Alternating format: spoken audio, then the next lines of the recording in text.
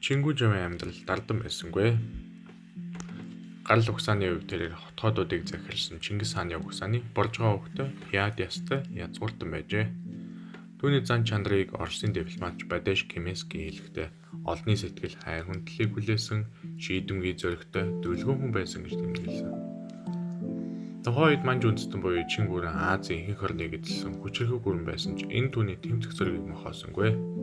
Энэхүү тэмцэл нь монголчууд алх дээр өрнөж Чин улсын хааныг баггүй сандаргаж юмцсан.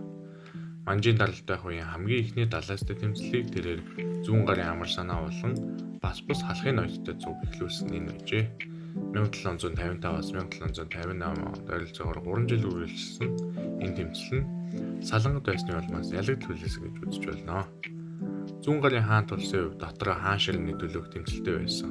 Тийм учраас тэд нэгдэж хүчтэй зохилт манжийн эсрэг өгч чадаагүй. Амар санаагийн хувьд Орос руу зугтаж тэндээ өвчний улмаас нас орсон.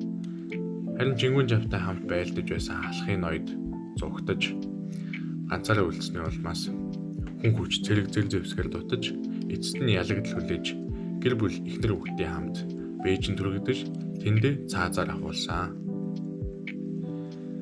Энэхүү тэмцэл нь тухайн цаг үедээ дарагдсан ялагдл хүлээсэн мэд боловч өөрийнхөө туйлын зорилгоо биелүүлж бидэнд өнөөдрийн эрх чөлөө инх тайван цагийг авчирсан энэ ажээ. Тийм ч учраас бидний амьдралч буйн инх цаг улс орны тусгаар тогтнолын төлөө амиа өргөсөн бидний өвөг дээд зулаад анд нөхдийг бид мартаж болохгүй.